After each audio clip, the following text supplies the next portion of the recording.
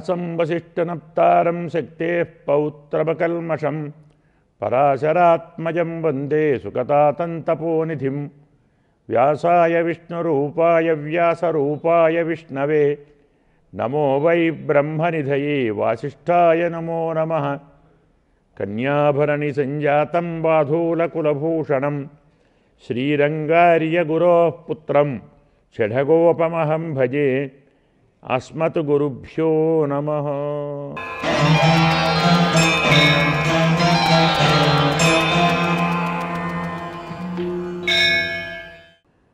విష్ణు సహస్రనామ స్తోత్ర పీఠిక అంటాం, అవతారిక అంటాం. దీన్ని పూర్వపీఠిక అని మనం చెప్పుకున్నాం. ఇందులో ఇప్పటి వరకు మనము తెలియవలసినవి 3 అని చెప్పాం. తత్వము, హితము, పురుషార్థము అని. పరతత్వం ఏమిటి, పరమ హితమేమిటి, అలాగే పురుషార్థమేమిటి అంటే మనం కోరవలసిందేది, మనకు ఏది పరమహితము, ఏది పరతత్వము. ఇంతవరకు చెప్పిన గ్రంథంలో సర్వాధికమైన పరతత్వము, సర్వాధికమైన పరమహితము శ్రీమన్నారాయణుడు మాత్రమే అని తగినటువంటి ఉపపత్తులతో హేతువులతో నిర్ణయించాం. మరి ఇప్పుడు ఏం కావాలి? ఈ హితముందే, దేన్ని మనం హితమని చెప్తున్నామో, పరతత్వము పరమహితము రెండు శ్రీమన్నారాయణుడే. మరి అయినప్పుడు అందరికీ తగిన హితమైనటువంటిది విషయం ఏది, ఏది మనకు విషయము, దాన్ని కూడా చెప్పాలి కదా. పరమహితం శ్రీమన్నారాయణుడే చెప్పారు, బాగుంది. పరతత్వం నారాయణుడే చెప్పారు. అది అందరికీ అర్థం కావాలి కాబట్టి ప్రతి వారికి హితమైన విషయం ఏదో ఇప్పుడు చెప్తున్నాను, జాగ్రత్తగా వినండి అని భీష్ముడు ధర్మరాజునకు వివరిస్తున్నాడు. తస్య లోకప్రధానస్య జగన్నాథస్య భూపతే విష్ణోర్నామ సహస్రం మే శృణు పాపభయాపహం. చాలా విస్పష్టంగా చెప్తున్నాడు. తస్య లోకప్రధానస్య, ఎవరండి ఆ మహానుభావుడు అంటే అతను లోకప్రధానుడు అన్నాడు. అంటే ఏమిటి? పైన చెప్పినటువంటి అన్ని విషయాలను జాగ్రత్తగా ఆలోచిస్తే సకల లోకములకు ప్రభువు ఆ శ్రీమన్నారాయణుడే, సర్వలోక స్వామి శ్రీమన్నారాయణుడే, సర్వ జగత్తును నియమించేవాడు శ్రీ మహావిష్ణువే, జగత్తును సృష్టించేవాడు, జగత్తును రక్షించేవాడు, జగత్తును సంహరించేవాడు, జగత్తును శాసించేవాడు, జగత్తును తన అధీనంలో ఉంచుకునేవాడు. సకల జగత్తు పరమాత్మ వశమై ఉంటుంది కదా. అందుకే లోకప్రధానస్య జగన్నాథస్య రెండు చెప్పాడు. సకల లోకములకు ఆయనే స్వామి అంటే ఆయనే నియామకుడు. అలాంటి శ్రీ మహావిష్ణువు యొక్క నామ సహస్రాన్ని చెప్తున్నాను. అతను జగన్నాథుడు. భూపతే మహారాజా, జగన్నాథస్య లోకప్రధానస్య విష్ణోః. ఎవరు లోకప్రధానుడు? సకల లోకములకు స్వామి ఎవరు? శ్రీ మహావిష్ణువే. జగన్నాథుడెవరు? శ్రీ మహావిష్ణువే కదా. అందువల్ల సకల లోకములకు స్వామి, సకల లోకములను నియమించేవాడు, అందరికీ రక్షణ కల్పించేవాడు, అందరినీ తన వశంలో ఉంచుకునేటువంటి ఆ శ్రీమన్నారాయణుని యొక్క నామ సహస్రం చెప్తాను. అంటే 1000 నామాల గురించి చెప్తాను. ఎందుకు చెప్పాలి అవి? పాపభయాపహం. ఈ పరమాత్మ అయిన శ్రీమన్నారాయణుని నామ సహస్రం మన పాపాలను తొలగిస్తుంది, మనకు కలిగేటువంటి భయాలను తొలగిస్తుంది. పాపభయాపహం. జాగ్రత్తగా వినవయ్యా, ఈ స్వామి లోకప్రధానుడు, ఇతను జగన్నాథుడు. ఇలాంటి వాటికి అర్థం ఒకటా రెండా అని మనం చెప్పినట్టయితే రెండేటికి భేదం చెప్తున్నాడు. ఒకదానికి స్వామి అని, నియామకుడని, తన వశంలో ఉంచుకునేటువంటి వాడని. అలాంటి పరమాత్మ యొక్క నామ సహస్రాన్ని చెప్తున్నాను. ఇది సామాన్యంగా మనము చెప్పుకునేటువంటి భావం. సర్వనియామక శక్తి గలవాడు పరమాత్మే. ఎందుకంటే నియంతృత్వం వేరు, స్వామిత్వం వేరు కదా. మనకు అధికారం ఉండవచ్చు, రాజుగా ఉండవచ్చు. రాజైన ప్రతివాడు రాజ్యాన్ని సక్రమంగా పాలిస్తాడన్న నమ్మకం ఉంటుందండి. రాజు సమర్థుడు కాకుంటే, పరిపాలించలేకుంటే, తన సేవకులను, తన కింది వారిని తన వశంలో ఉంచుకోలేని వాడైతే, అంటే ఇతని మాట ఎవరు వినకుంటే ఎందుకా రాదు? వినని వాళ్ళు ఉన్నప్పుడు వారితో వినిపించగలగాలి. ఎవరు కాదంటారో వారితో అవుననిపించాలి. ఆజ్ఞను ఉల్లంఘించిన వారిని శిక్షించాలి, ఆజ్ఞను పాలించిన వారిని రక్షించాలి. ప్రతివారు తన ఆజ్ఞను పాలించే విధంగా తాను వారిని నియమింపజేయాలి. ఆ శక్తి అందరికీ ఉండదు. జగత్తుకు రాజు అయితే కావచ్చు, రాజైన ప్రతివాడు నియామకుడు అవుతాడా? కాలేడే. కానీ పరమాత్మ సకల జగత్తుకు స్వామి, సకల జగత్తుకు నియామకుడు. రెండు పనులు చేస్తాడు. తాను నియమిస్తాడు, తాను శాసిస్తాడు. స్వామి అయినా కాకున్నా కొందరు నియమిస్తారు.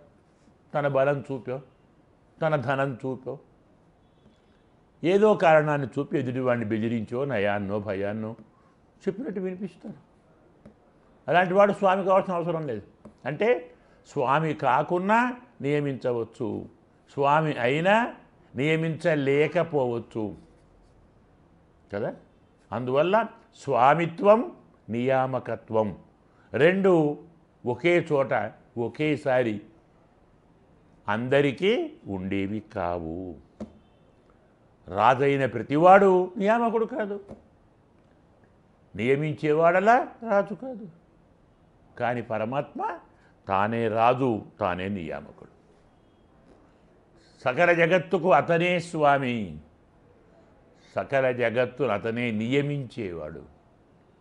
పరమాత్మ వశంలోనే అందరూ ఉంటారు. అందువల్ల నామసహస్రం, ఆ పరమాత్మ యొక్క నామసహస్రాన్ని ఇప్పుడు వినవలసింది. ఇది హితం.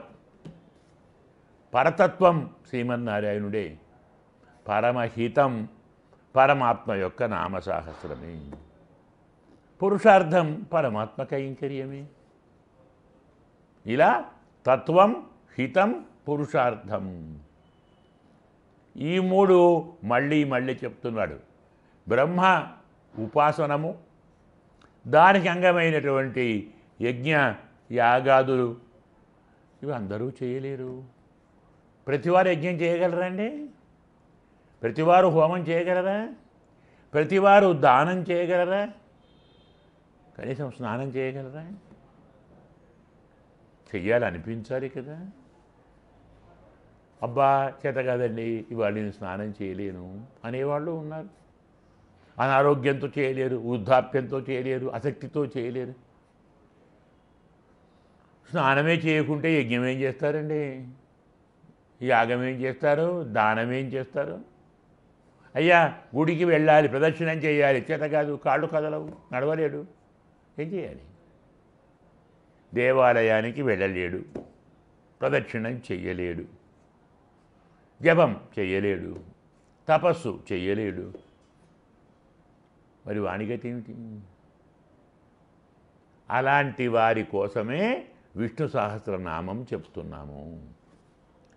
వారికి ఏ యజ్ఞాలతో పని లేదు, ఏ యాగాలు, ఏ హోమాలు, ఏ ధర్మాలు, ఏ శ్రమతో పని లేదు. ఉన్న చోట కూర్చొని పరమాత్మ నామ సహస్రాన్ని పఠించు.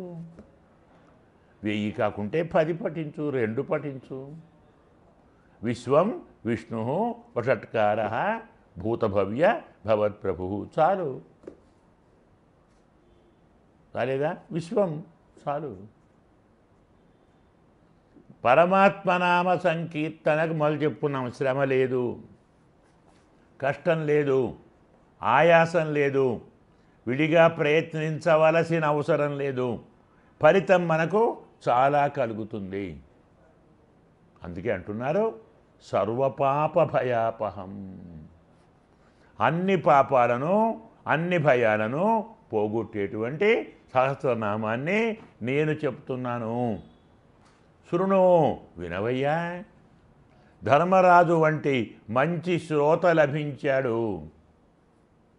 ఇక్కడ శ్రోత మంచివాడే, వక్త మంచివాడే కదా.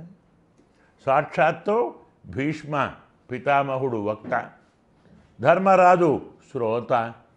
వక్తు శ్రోతృలాభం అస్మిన్ విషయే శ్లాఘ్యం సూచయత అంటారు.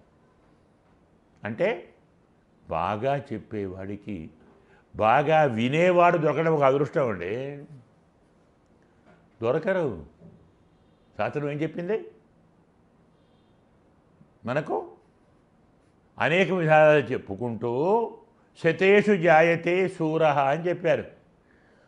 100 మందిలో ఒకడు వీరుడు ఉంటాడు.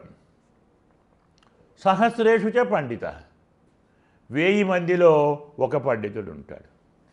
వక్త దశసహస్రేషు, 10,000 మందిలో ఒక్క వక్త దొరుకుతాడు. కానీ శ్రోత భవతి వానవ, వినేవాడు ఉంటాడో లేదో అన్నాడు స్వామి.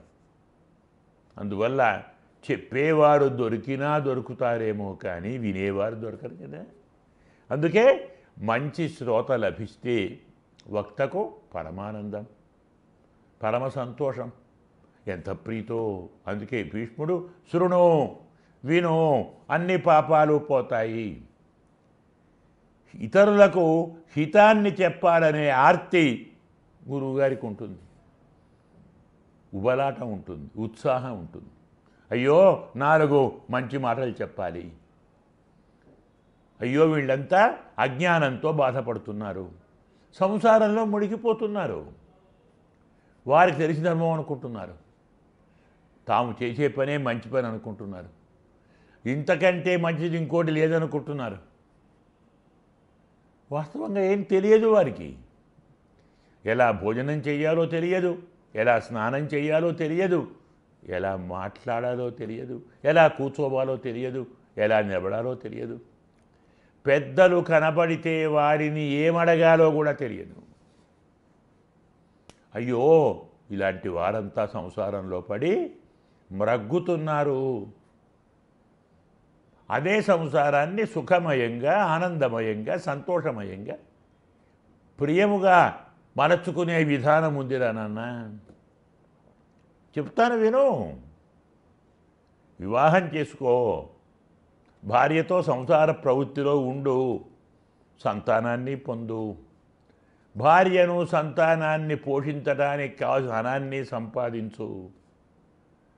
కానీ ప్రతి పని పరమాత్మ నామ సంస్మరణ పూర్వకంగా చెయ్యి. చాలు. సన్యాసంతో ఏం పని లేదు, వానప్రస్థం అవసరం లేదు, యజ్ఞయాగాదులు అసలు కుదరవు. ఉన్న చోట కూర్చో అనంత వైకుంఠం ముకుంద కృష్ణ గోవింద దామోదర మాధవ అనరాదు. ఏం కష్టము? ఇంత సులభోపాయం ఉంది. అయ్యో తెలియటం లేదు. ఎవరైనా వస్తే బాగుండు, అడిగితే బాగుండు, వింటాను కదా అని అన్నవాడు ఉంటే చెప్తాను కదా. శ్రోతృలాభం చాలా గొప్ప అదృష్టం వక్తకు. మంచివాడు, మంచిగా వినేవాడు, మంచివాడు, తగిన అధికారి, యోగ్యుడు లభిస్తే ఎంత ఆనందమండి గురువుగారికి. వినేవాడు లేకుంటే ఎంత చెప్పాలనుకున్నా, ఏమి చెప్పాలనుకున్నా, ఎలా చెప్పాలనుకున్నా అయ్యే పని కాదు కదా. అందుకే శ్రోతా దుర్లభ. కాబట్టి మరి ఈ ధర్మరాజు ఇప్పటిదాకా ఉన్నాడు కదా, చాలాసార్లు కలిశారు భీష్ముడితోటి. యుద్ధం కంటే ముందు, రాజ్యం కంటే ముందు, జూతం కంటే ముందు ఎప్పుడు కలిసే ఉన్నారు, బాల్యం నుంచి కలిసే ఉన్నారు. ఎప్పుడైనా ధర్మరాజు భీష్ముడిని పరతత్వం గురించి అడిగాడా, పరమ హితాన్ని గురించి అడిగాడా, పోనీ మరెవరినైనా అడిగాడా? లేదే. ఇంత కష్టం, అది ఇంత దుర్లభం, ఆ బుద్ధి కావడమే కష్టమండి.